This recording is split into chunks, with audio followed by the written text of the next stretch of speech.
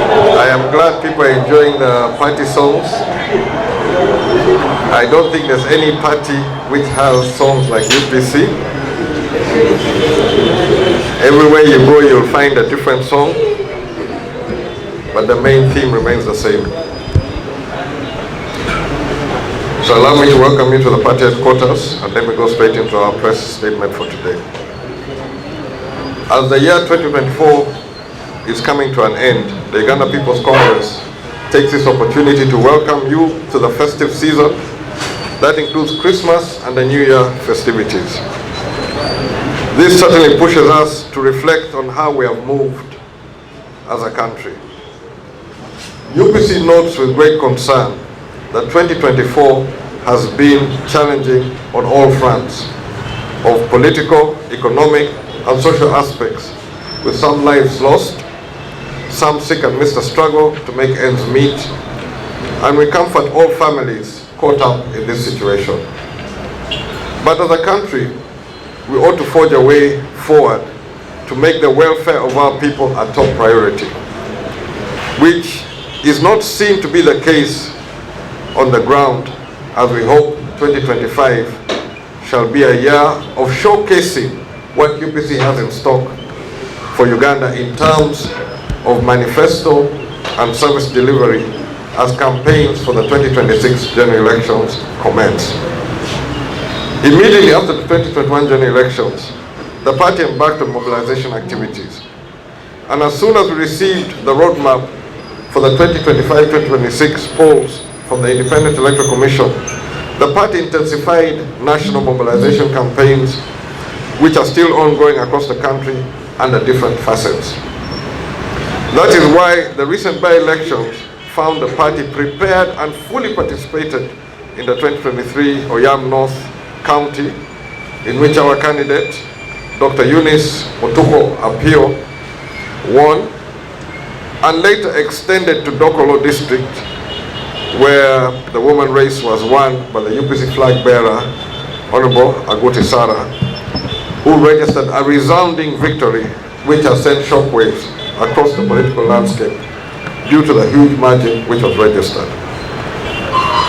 UPC equally participated in the Kisoro district woman MP race in November. Although victory was not registered, it was a great union of the party and its membership base across the country at the extreme southwest of Uganda in Kigezi sub-region, after several decades of not being present. I want to thank Mabel Ingabire for holding the UPC flag high, and the people of Kisoro for welcoming and supporting us. All these by-elections have given us great lessons, which are going to guide us as we prepare for the forthcoming general elections. Key political observers are calling this development a UPC resurgence. To reach at this point, a lot of heavy work, sacrifice, and commitment have been put in by both the leadership and the membership at all levels, be it local, regional, national, and even in the diaspora.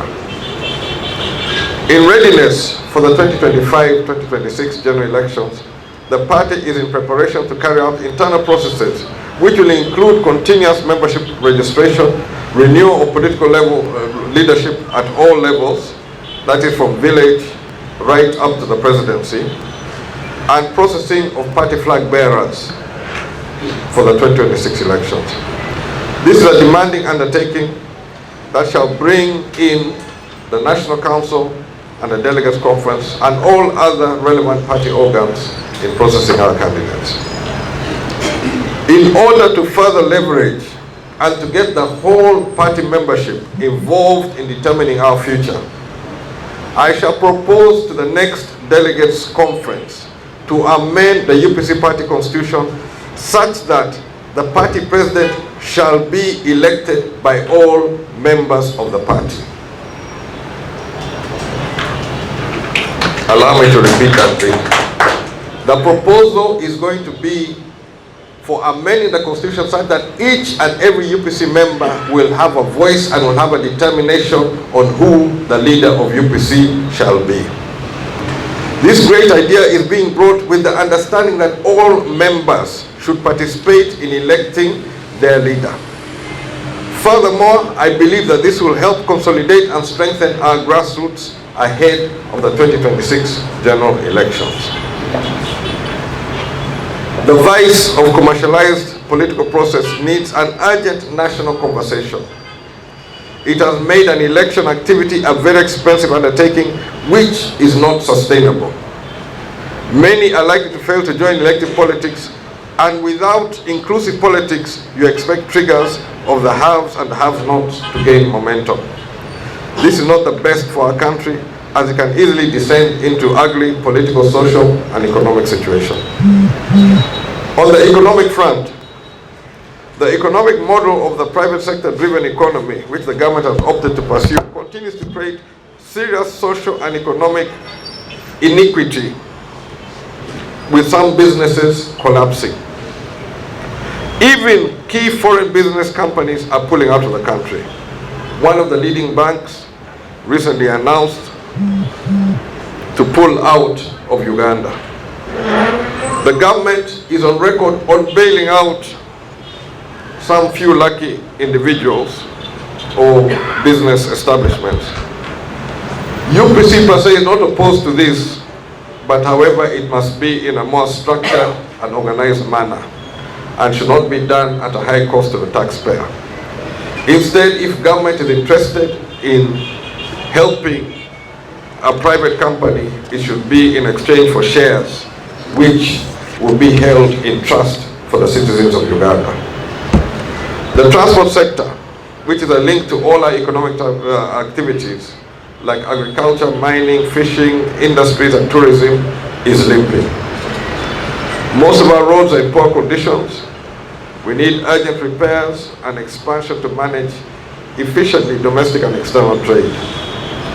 For railway transport, we are lagging terribly behind the rest of our East African neighbors. Our immediate neighbors, Kenya and Tanzania, have already have the standard gauge railway fully operational, and this has ensured safe movement of goods and services for the people. Uganda government has just signed a contract with a Turkish company that has done similar work with Tanzania, but we need regional integration in order for this SGR project to be expedited. Agriculture continues to lag behind in terms of funding. The farmers face real hardship in acquiring farm implements like seeds, fertilizers, tractors, pesticides, and hoes, among others, since the market forces at play determine the prices. Processing and marketing of agricultural produce is still a big challenge. Not long ago, both Kenya and South Sudan rejected our maize, the maize flour, milk, and milk products on the grounds of poor quality. To make our economic life improve, we need to urgently restore services such as what the Uganda Commercial Bank and the Cooperative Bank were able to do, and also with the specialized marketing boards, in order to bridge the economic chain and support the common man and the farmers, both in the private sector. The global economy today is fully digitalized. Take advantage of science and technology. Our preparedness as a country, as far as ICT is concerned, is still lagging behind. UPC calls for massive investments in both science and technology if we're to register a real breakthrough in our social, economic, and political setup. On the social front, and in picking up from the recently released population and housing statistics, Uganda should truly be prepared for the challenges of the youth bulge.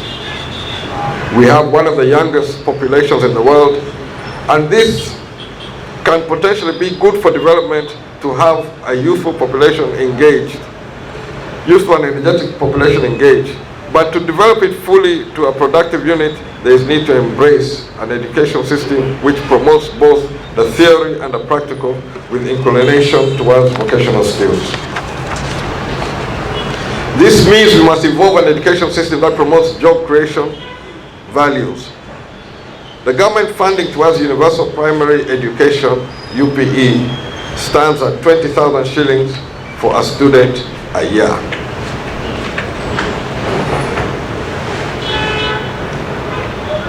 And this, if you compare to the leading African country, South Africa is investing 1,700